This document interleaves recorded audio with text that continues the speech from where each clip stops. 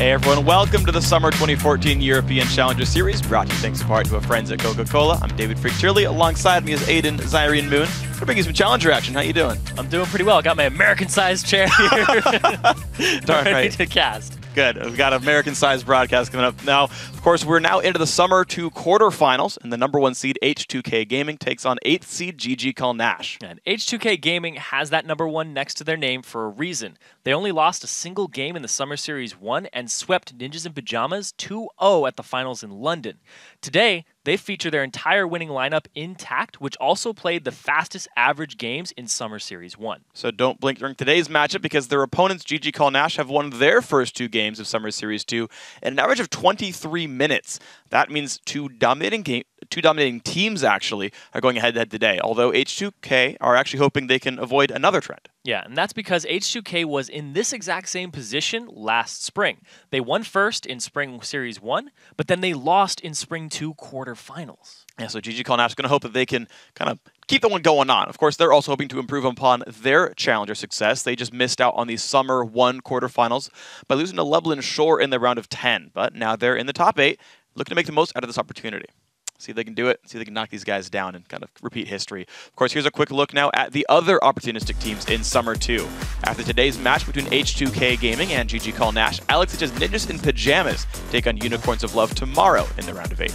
Then next week, the quarterfinals continue as Forever Zenzig and SK Gaming Prime go head-to-head. And Ocelots Gamers 2 take on Playing Ducks. There's going to be some pretty important matchup for all the teams involved, so let's also not forget the points. That's what matters when you win the games. Things are getting interesting here in Summer 2, where the stakes have been raised for victories. H2K Gaming, Ninjas in Pajamas, and Gamers 2 lead the pack for their performances in Summer Series 1. After that, Lublin Shore is in 4th place, but they did not re-qualify for Series 2, so they can no longer earn points towards the playoffs. However, Lublin Shore can still clinch a playoff spot if H2K, NIP, and Gamers 2 move on to the semifinals. See if they're going to keep on winning. Now, of course, every team with an asterisk still controls their own destiny and hopes to end up in the final 6, the top 6 in points when it's all said and done. All they got to do to have that happen is just keep on winning. And to keep up on all the Challenger playoff scenarios, log on to lolesports.com. Under the Leagues and Tournaments tab, you'll find scores, schedules, links to VODs, and everything else you need to follow the Challenger Series and the LCS all season long. So let's move on to today's matchup. It's a best of 3. It's about ready to go, and it's going to be a fast and furious one. H2K Gaming going up against GG Nash. Yeah, GG Nash, we saw them previously. They lost in the round of 10 to Lublin Shore. Something these teams actually have in common is they've both dropped a single game to Lublin Shore. Yeah. They're the only team that ended up beating H2K Gaming, but then they ended up losing the best of 3. With Lublin Shore out of the picture, maybe GG Nash has some potential to unlock. Yeah, sometimes there's just kryptonite there. You've got to get past the one team, you get out of the way there. And again, we talked about the fact that H2K got upset in Spring Series 2 there. That was a team eventually known as Denial Esports. They actually went to the playoffs themselves, so that's, of course, could be a road that GG Nash takes. Yeah, and both these teams have very high performers on them. We have Hjarnan in the bottom lane with an 8.7 KDA, the highest KDA in Summer Series 1 as an AD carry. As an AD carry player yourself. Good player. That's a really high KDA, yeah, especially over 7 games. It's a good number. He's honestly very consistent for the team. He's been one of the guys who's been with that roster the entire time as well. H2K have had a couple of roster swaps over time, but those guys look real good. Yeah, it's the same roster, though, completely intact. Not all the other teams can say that. True.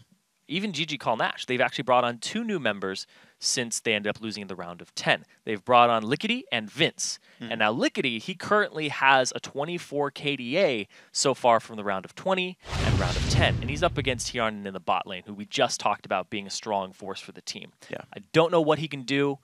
It's quite possible he's the underdog, but it could be Lickety's split. It really could be. And here's the thing, actually, is a lot of players will sort of turn it on when it comes to the actual competitive performances.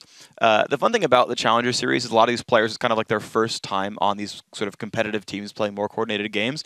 In solo queue, it would look really hard. Hjarnan is number 8 in Challenger and solo queue. He's kind of up there, and that's kind of always been the H2K hallmark, is they were always the best solo queue players. They'd be able to take scrims off of LCS teams, and it was like, well, we've got to build ourselves up as a team. And now it's been a good, 8 months together as a team. Now these guys have actually built up this energy quite a bit.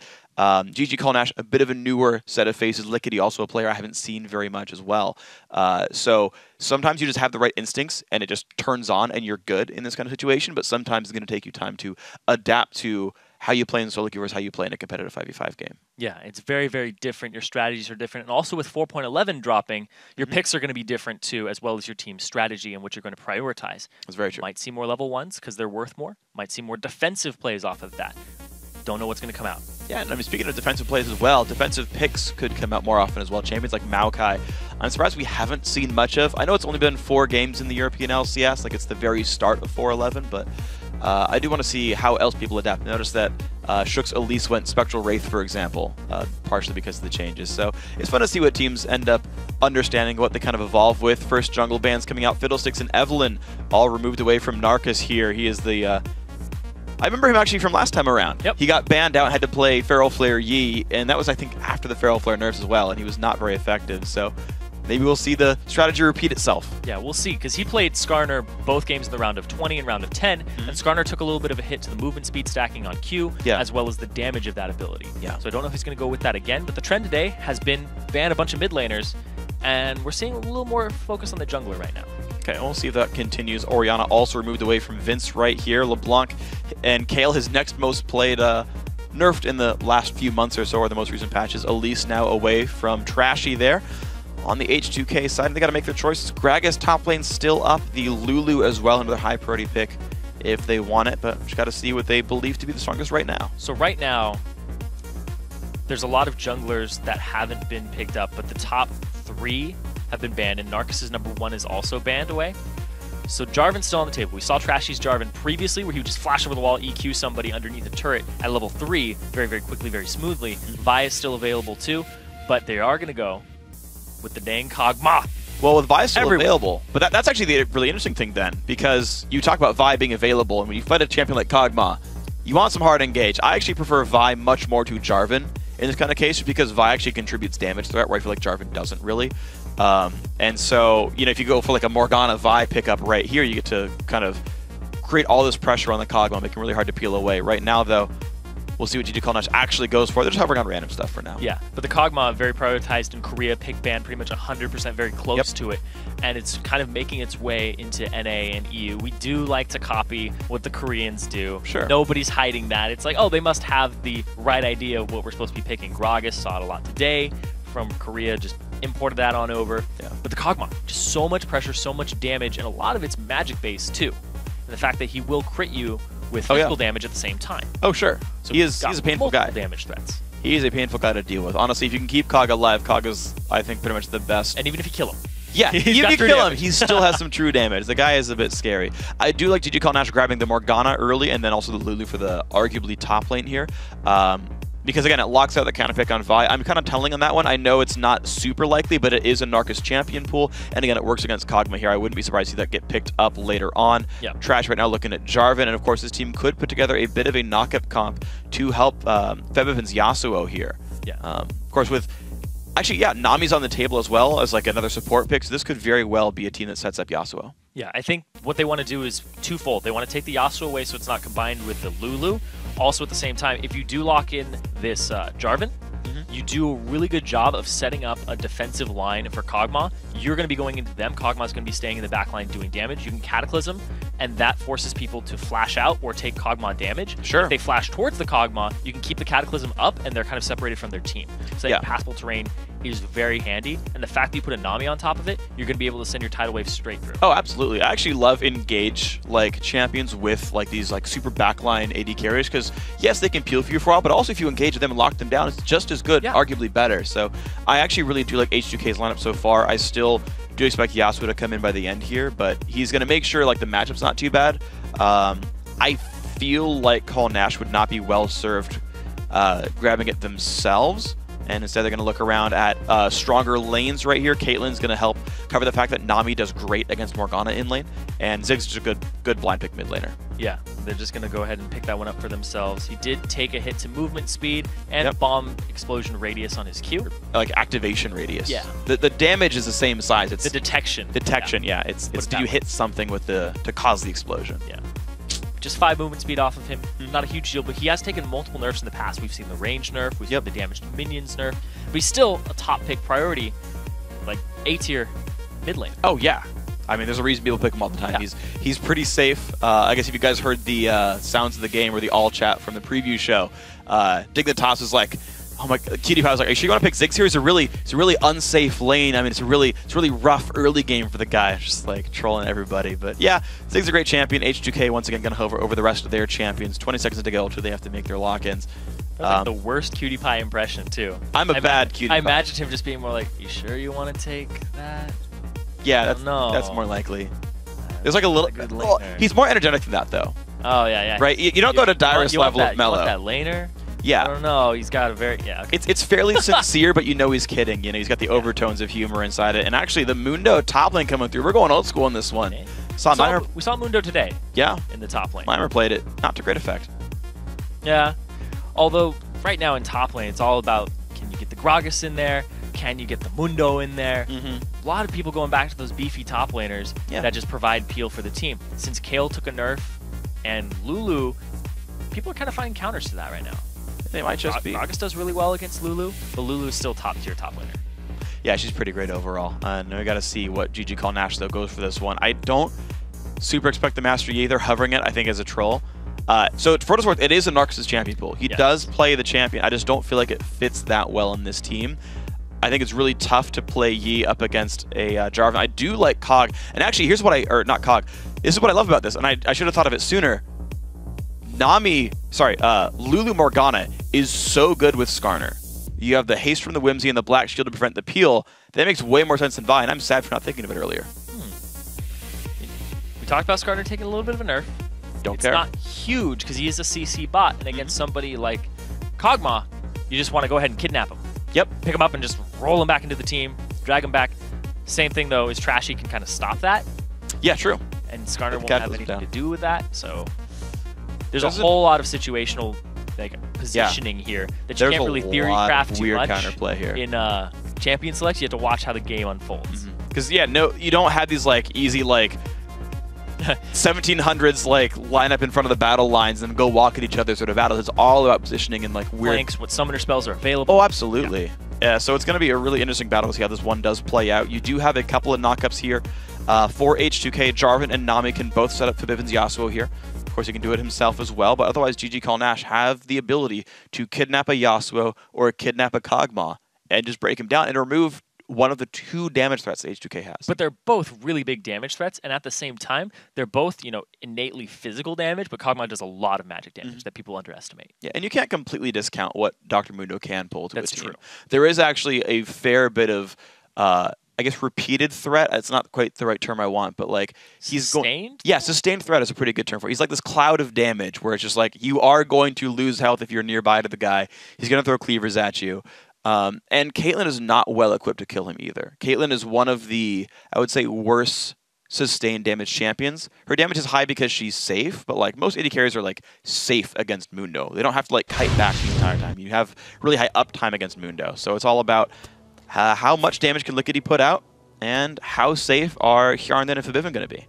All right, and if you guys are just tuning in, it is a best of 3. Yes. That is something to keep in mind. Round of 8 points are definitely involved here. And H2K lost previously in the round of 8.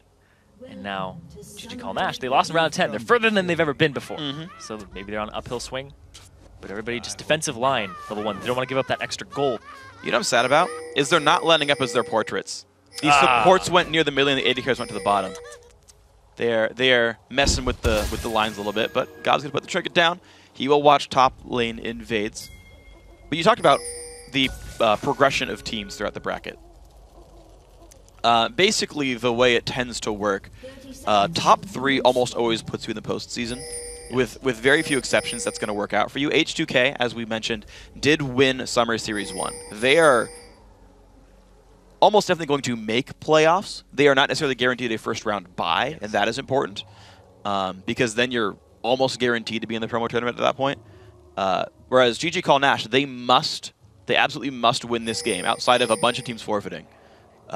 They have to win this match to make it to the postseason, to play in the promo tournament and have a chance at that. And H2K, they really want to get that first round bye. They want to make the promo tournament again. Last time they got 3-0'd by the Super Hot crew. And since they've changed their roster. They now have Trashy in the jungle, and they now have AOD on support. Odwamna, Febevin, and Hjarnan have all stayed the same and just tried to rebuild around the core and continue pushing on. And I love to see that when you don't succeed in the Challenger Series because you didn't end up winning your promotion matches. Just go back, do it again. Make sure that you can continue chasing your success and take it into your own hands. And even if it requires replacing some members, or some people don't want to do it anymore, just keep going through. Yeah, and I love that they're sticking with it. I do too, and it's the same with a team we're going to see tomorrow as well, Ninjas in Pajamas, Alex's team. They've actually announced their own roster swaps recently.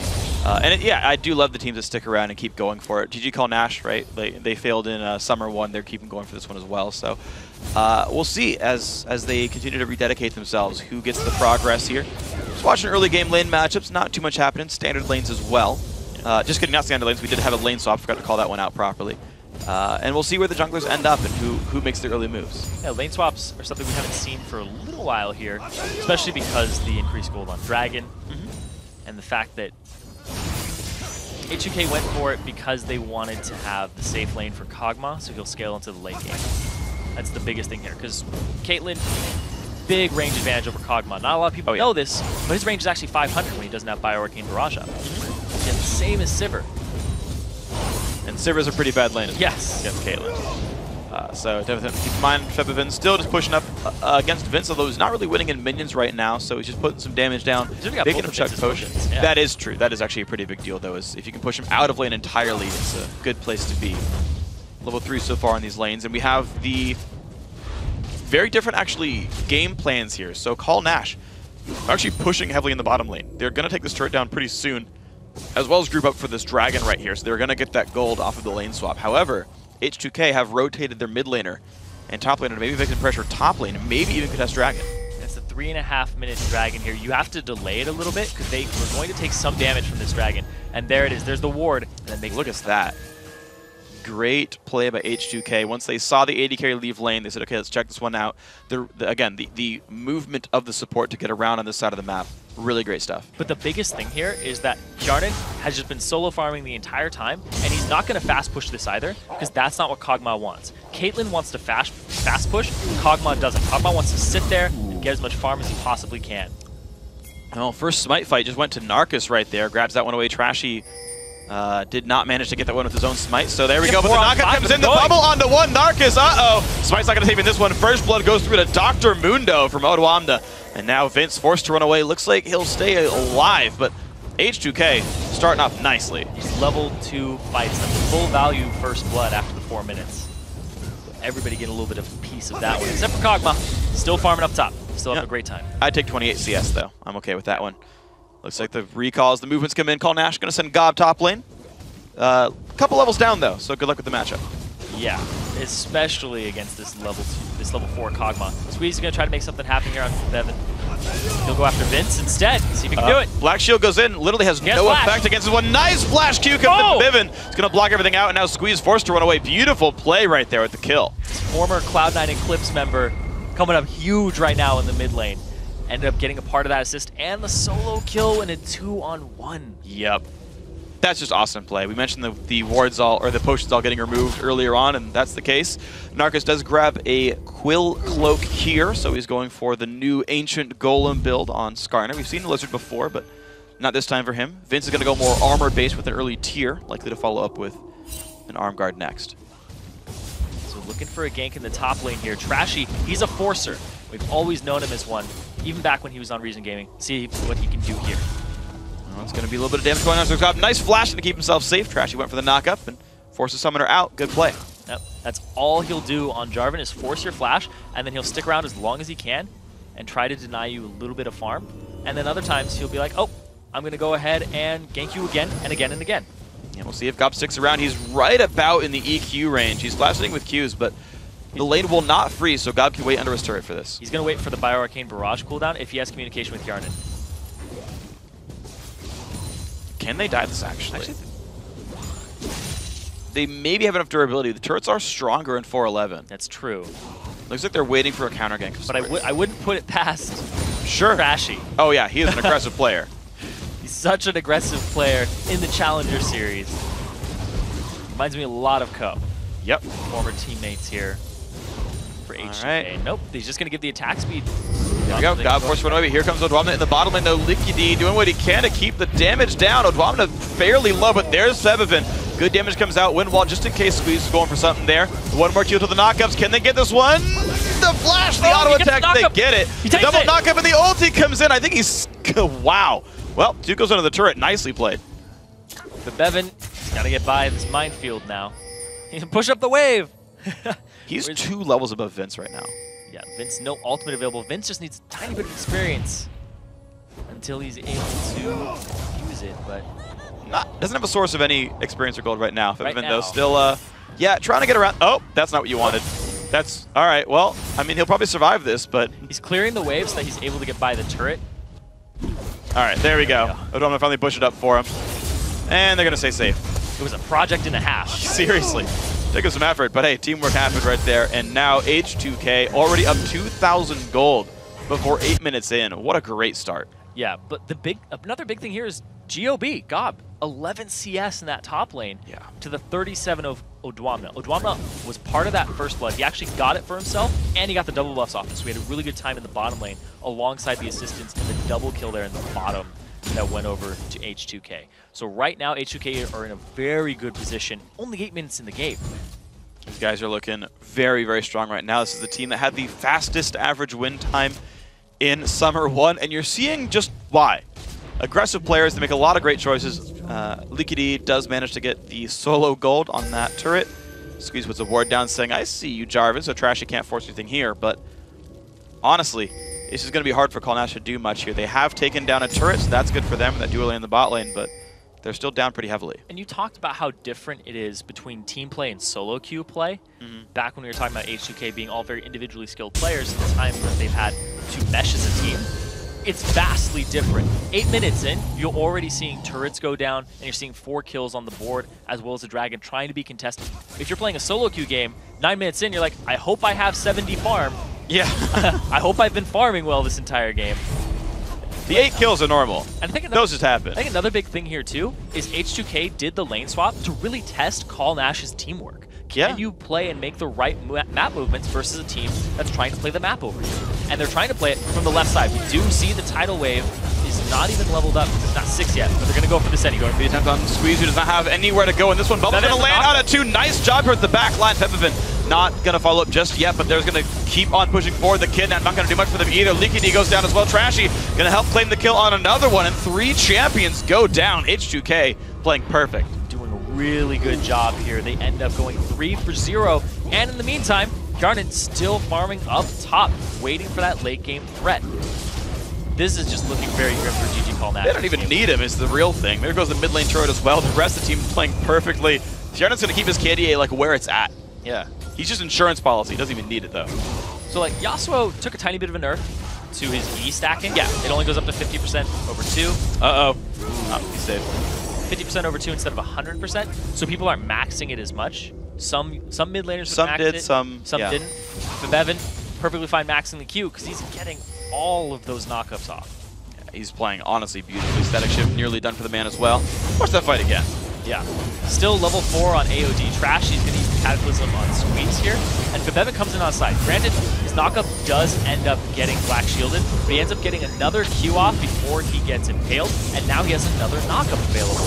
And they kill Vince off of it and just completely crush that fight with a great collapse from the side. And we talked about it in Champions League. There's so many factors, because people aren't just lining up against each other. You're going to get flanked. People are going to have some summoner spells up, some aren't. Squeeze, no flash to get out. And then they end up picking up all these kills off the back of just great strategy. And you are seeing GG Nash try, right? Like that mid lane push was like, not them playing the laning phase, it's them saying, hey, you know, I think we can push mid, I think we got the numbers lead. Problem is, you don't have enough wards. You see engagers come in from the side, and suddenly it's too late. Squeeze had nowhere to go. Fight got started beautifully, Vivian chased people down, and now Dragon number 1 is going to be started out pretty easily and cleanly there. Looks like no one's going to stop them in this one. H2K going to keep pushing forward. Now 5,000 gold ahead, 11 minutes in. Yep. Bevan, 100% kill participation as the mid laner. Every time a fight goes down, he's involved in it. And that's a big thing in a lane swap. Because your mid lane is the only lane that's going even. If you can win that lane, and we saw him 2v1 and get a kill, you can go ahead and transition that onto the side lanes.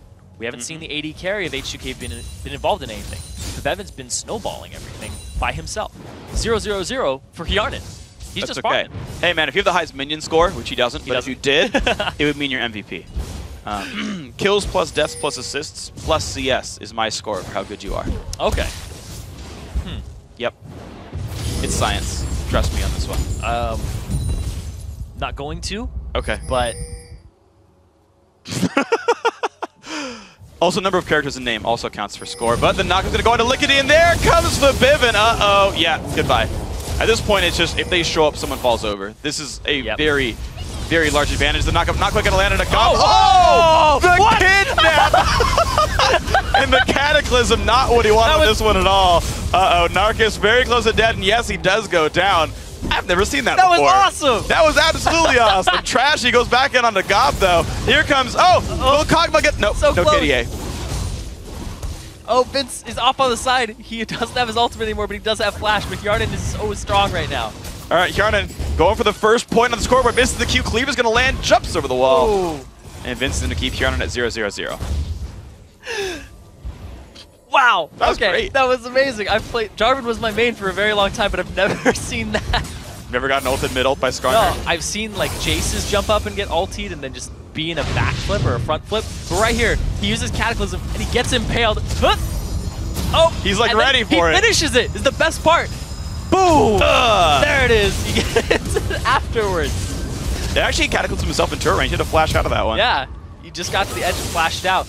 Granted, Odwamna was fine, but I think if Narcus knew that was going to happen, he would have pulled him even further back into the turret range. Arguably, yeah. Well, learning new things in Challenger. That's why you keep tuning in. New game mechanics, man. It's fun. I also like that their champion pools are a bit different. There's not enough Skarner mains in the world. Yeah. Skarner's fun. I like that champion. It's a lot of fun. I remember when you could impale somebody, and if they flashed, it would still drag them all the way back to you. Yeah, I'm glad that doesn't happen anymore. Oh. That felt horrible. It did feel horrible, but if you were playing Skarner, it felt amazing. Of course it did. You're just like, oh, knew that was going to happen. Remember when Cataclysm chased Flash? You'd flash and you'd be like, just kidding, we're over here, 500 units away. Yep. Yeah, I'm glad that's gone too. Trashy. He's trying to contest the blue. That's not gone just yet. It's a four-man team, and look at that. Hey man, Narcus won the first Smite fight this game. Call Nash, they're all lined up for a knockup. Good black shield, that saved his life. But there we go, nicely picked up there. Looks like Trashy claimed that for the team. And off they go with the spoils of war. 14.5 minutes in, and it's a 7.6 thousand gold lead. I mean, H2K right now playing so well. Squeeze gonna get jumped on as well. He's not gonna like his fate here. Flashes away, but Kog'Maw! Oh, looking for the score. On the scoreboard. Nicely played, Charnan. Well done there. He only got 225 gold for it, though. It's 3 deaths for Squeeze so far. Yep.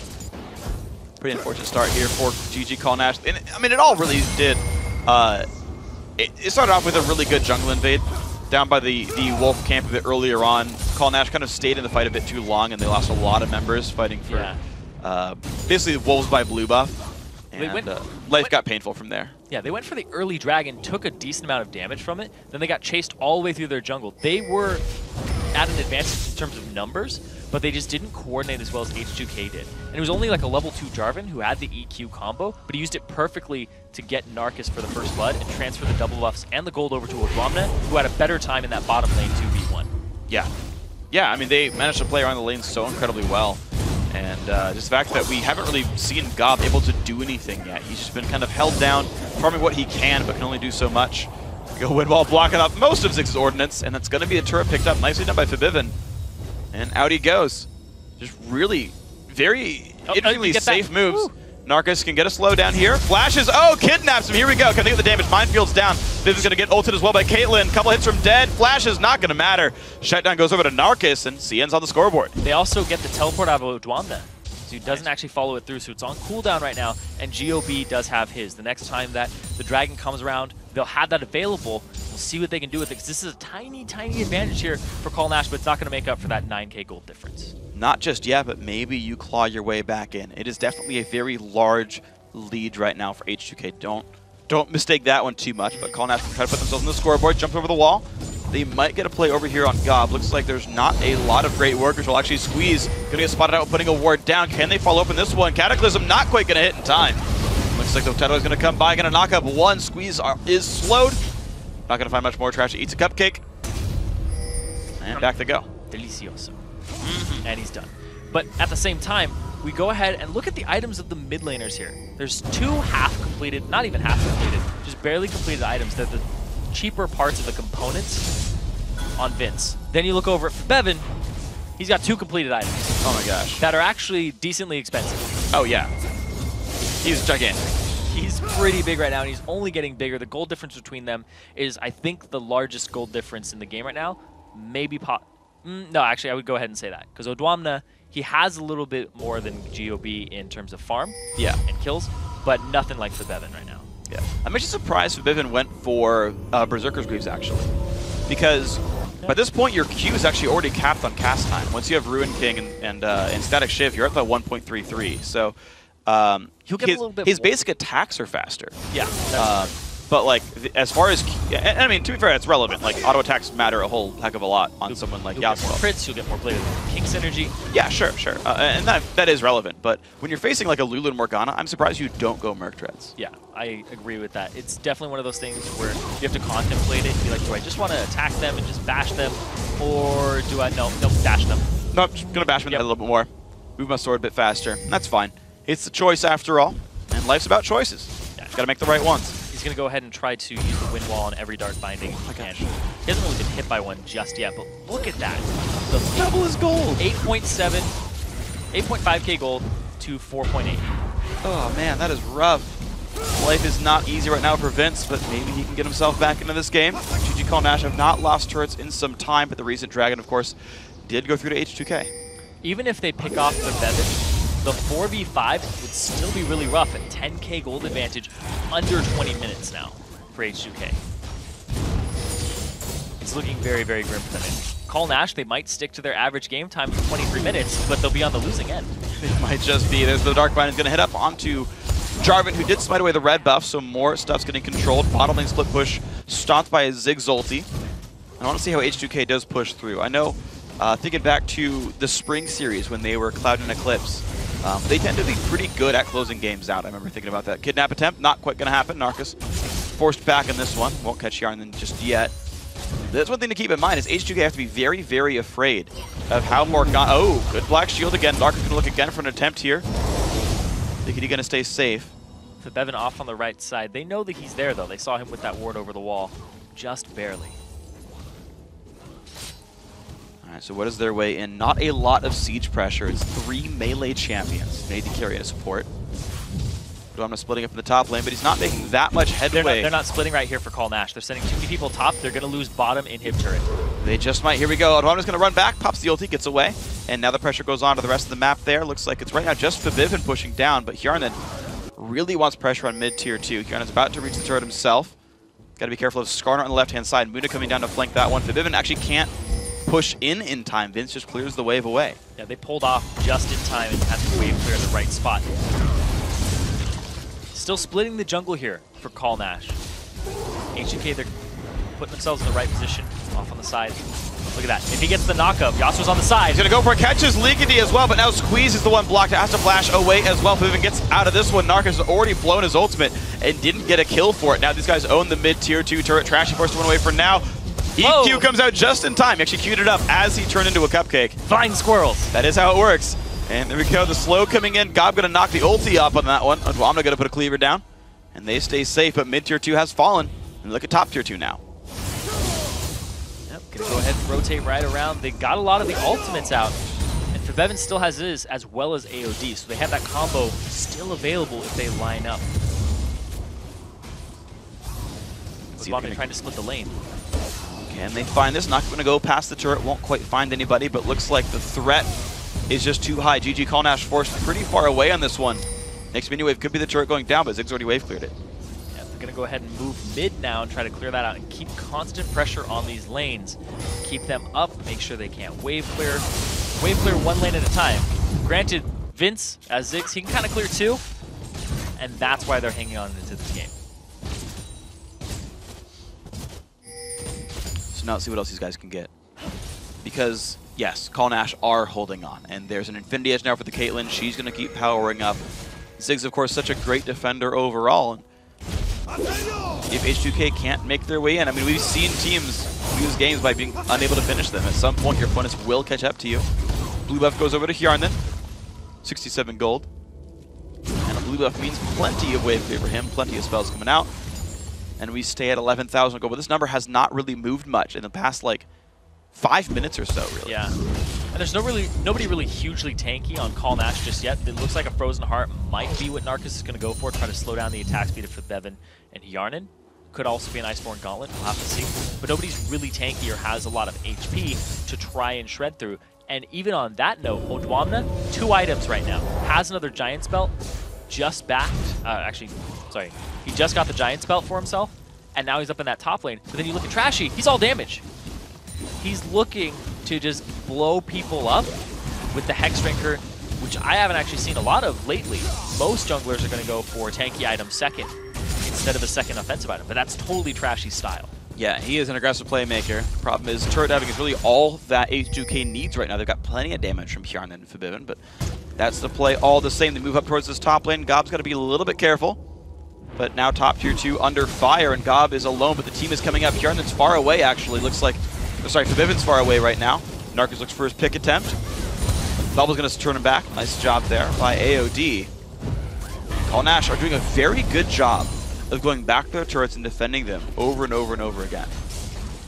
Looks like Bevan's actually going to split mid right now, see what type of pressure he can make. That's going to tell Call Nash he might have to fight right now. Well, they don't have him in the fight. But look at that, Odwamna barely takes anything right now. Damage-wise, it's just a big wall for Soki. Oh! That was close. And Ziggs goes into the mid lane. Trashy can't take this for long, and look at that, Ziggs continues to keep their team safe. But the bottom lane now getting hit pretty decently. Forbidden putting some damage down. 1/3 health removed so far. Dragon's up in 15 seconds as well. H2K can keep claiming the jungle over and over. And in fact, at this point, they could set up Baron pretty cleanly as well. They're going to have 2 Blade of the Ruined Kings done by the time Hjarnan goes back to base to buy. I'm surprised Bevan didn't use Windwall there to stop the Ziggs bomb from clearing the wave. Yeah, true. Could have stuck on it a little bit longer, but at the same time, they're in just such a great position to force these fights. I think you also need to respect Dark Binding just a little bit to not get picked off. Yeah. Eventually, just on this way, they can go for it anyway. There comes Narcus in. He's going to go ahead and kidnap AOD. That is a Nami all the way in the back lines. Puts the ulti down, but she has died. Will they stay for the turret? Hjarnan is going to. And that inhibitor now is open, gets away from the Dark Binding, but now, will they fight the 4v5? Vivian goes for the knockup, gets a whole bunch of them, and takes down Morgana. The fight will continue. Narcus caught up as well. 2 kills picked up so far. Great fight, H2K. Just doing so much damage in that fight, just blowing them up. Regardless of not having AOD, they still set up the right fight with the flash from Bevan. They get the first inhibitor of the game. They've cracked the base. It's pretty much easy sailing here, considering they're 12k up 24 minutes into the game. And that is the right inhibitor to take down as well. Odwamna still does have his summoner teleport on this one. Hjarnan just healed, by the way. Doesn't need the summoner spell. Just to be sure, you know, why not? But 25 minutes in, Dragon, of course, has been back up. They get that one cleanly. Great flash E there from Bevan. He ends up getting 2 people in his ultimate, killing Narcus on the back end, and then getting the first inhibitor of the game. Really great play there by H2K, and I like how they stayed to take out the turret. Hjarnan walked up, gave it that little extra touch, and that was all she wrote. And it gave him the inhibitor off of that one. So, 15, actually, well, I guess 14,000 gold to lead here. That number is growing. You can see 12 to 6,000 gold in the mid lane. Pretty rough difference there. I mean, you've got leads down the line. It's really no surprise that this far ahead in objectives as well as kills. So it's still Call Nash trying to lick the runes best they can. They had defense working for a while. They had that kidnap on Nami, but unfortunately, there's just enough tools for H2K to engage that life is difficult for GG Call Nash. They can't quite seem to find their way back in. And you got to consider, I mean, it really did scale a lot from the early game. There were a lot of early game kills that H2K kept making right decisions on. Yeah, they also got the first blood on their top laner, who was 2v1ing. They got the double buffs on him. Narcus ended up not having double buffs as a very defensive jungler who wants to farm at the start of the game and make some games. Not as much as Trashy's Jarvan, but you still want to be in a good position. The fact that the game got out of hand very early and these lanes got edges means it's a very tough situation. Wow, they took that without Smite even being up for Trashy. It just came back up now. They managed to last hit that one, but that was actually a pretty big risk that Narcus could take them out on this one, but his flash was down and they were safe. H2K now with Baron buff, look to continue the split push, and minions pushing the bottom. Dr. Muda pushing the top, the rest of the team mid. It They would have had to steal that Baron with a bomb of some kind. Narcus did not have flash available. But look at that. Still trying to force this out. His team, H2K, just very, very aggressive. Wamna has his teleport available. Yarden, he's caught a little bit. They might go for the play right there. Flash in. There's the get up on the Yarden. Here they go. Teleport in from Mundo as well. Yarden will go down, but the knockup chain comes through. The fight begins. Narcus doing what he can to peel, but Lickety goes down to Forbidden, and he is just chasing everybody down. Triple kills so far for the Yasuo. Trashy finds a 4th, and this is all the way into the base they go. That looks like it's going to be game here. Super minions are coming up to these Nexus turrets. It's only GOB left alive. And the average game time from H2K at Summer Series 1, 32 minutes. 27 minutes right now. And look at GOB just running out of the base as fast as he can, trying to stop the Super Minion wave. He's saving his fantasy points right there. Half a point saved by not getting picked off. Could get some CS as well for 0.01 each time, but that will almost certainly be the game. Looks like actually Yarden's going to chase him down across the map. H2K not happy to close the game out just yet. They want the kills. I have not seen that actually happen yet in competitive. Really? Okay. Trying to pass. Oh, he's out. No, he's teleporting. Oh, nope, it doesn't work. Oh, the turret died he was teleporting to. He was TPing to a turret that Odwamna killed, I believe. Wow. 20k gold lead. H2K not ending the game despite being in the situation to do so. They were knocking out the Nexus. They still had a couple of seconds left on everybody on the team. I'm sorry, I have nothing to say about that. They are super BM. That's what I was saying. All right, Bevan, he wants more. Oh, he's going to get one. Oh, he's got the knockup. Oh, he's going to try to end it. Oh, good flash. Putting the laugh down, put the wind wall in. Forbidden. Wow. So you know what? 1v5, let's go. Eats a cupcake just for good measure. 50 gold. The inhibitor just respawned. The Nexus is now invincible right now, but it's already dead. Bevan got a triple kill in the last fight of the game. That's not enough for him. He has to go end the game solo. His entire team. He's like, no, back off. I got this. I mean, he was 9-1-5. His team respected him enough to say, you know what, H2K, we realize that you guys played that one really well. You know, Forbidden, you were the carry. You had 100% kill participation for the first, like, 7 or 9 kills of the game. We'll go ahead and let you close the game yourself. The thing is we're going to show that replay of the Nexus exploding later on sometime in the series. And it's going to look like Forbidden just backdoored the base. I mean, he kind of did. Everyone respawned at that point, basically. Yeah. He just got in there. So, I mean, honestly, a fairly one-sided game. H2K looked great from the very start. Initiated a lane swap, played the lane swap better. They stopped the dragon attempt. It's one of the very few times I've seen that done successfully. And then just found kills in jungle invades. They started the game out like 9-0 in kills. They gave up 3 deaths the entire game. They're just a way stronger team in that game. Yeah, they looked much stronger. 15k gold on Forbidden. Vince, 7.7. Had double the gold of the other mid laner. 3 more levels. Was just playing him like a fiddle from the start. He 2v1'd, came up with a kill, and almost killed Morgana too. It was huge plays there from Forbidden very early on in the game. So it wasn't the fact that he was fed. It's the fact that he was just outplaying around the mana pool of Ziggs. Yeah. Yeah, I mean, everything really just went well. And the tier start for Vince, he was trying. He got the Seeker's Arm Guard afterwards, but he just never scaled up. And any matchup with like both champions being high damage dealers, right? Like maybe like not Muda Renekton, but like Yasuo Ziggs, for example, that gold lead is incredibly big. Like it was a level lead as well at some point, or at the end of the game. Forbidden was up 3 levels as well as this, 7,500 gold lead. And that's kind of how that matchup's going to work, is you can just push your opponent down. You can push them around, and you just get to pick up kills kind of whenever you want. And I mean, that's an earned gold lead. That's Forbidden making that happen, to be completely fair. But, I mean, at a certain point, it's no longer Vince's fault. And to go 0-3-3 despite that start's actually about the best you can hope for. Yeah, against Forbidden, who's one of the top challenger players, top 10 for sure on the EU West ladder. Coming in on a team that was one of the top teams and took first, dropping only 1 game to Lublin Shore. It's no surprise that happened. Going into game 2, though, you got to have a pretty good mentality in terms of bouncing back if you're Call Nash. You have to sit there and think, you know what? They just got us from that jungle invade. We played the dragon wrong, played the 2v1 wrong. How do we fix it? How do we not do that again? But you have to play to win. You can't play to not lose. True. Especially against H2K, who are always going to play to win and just go at you over and over again. Even if they're behind, they're going to try to force something. Yeah, and that's the interesting thing is, and I do like the tenacity of H2K, that they're going to try to make these choices, make these plays, get themselves into this one.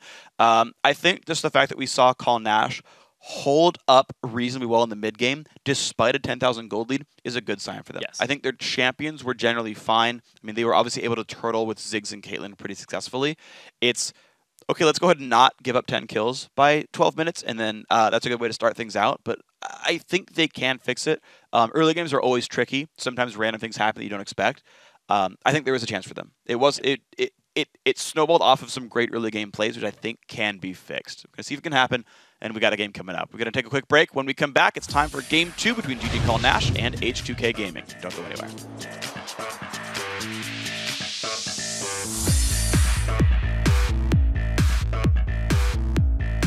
Auto attack, they get it. Double knockup, and the ulti comes in. I think he's, wow. Not going to follow up just yet, but there's going to keep on pushing forward. The Kidnap not going to do much for them either. Liquidy goes down as well. Trashy going to help claim the kill on another one. Very large advantage. The knockup not quite going to land in a combo. Oh! The Kidnap! And the Cataclysm, not what he wanted this one at all. Will they fight the 4v5? Vivian goes for the knockup, gets a whole bunch of them, and takes down Morgana. The fight will continue. Narc is caught up as well.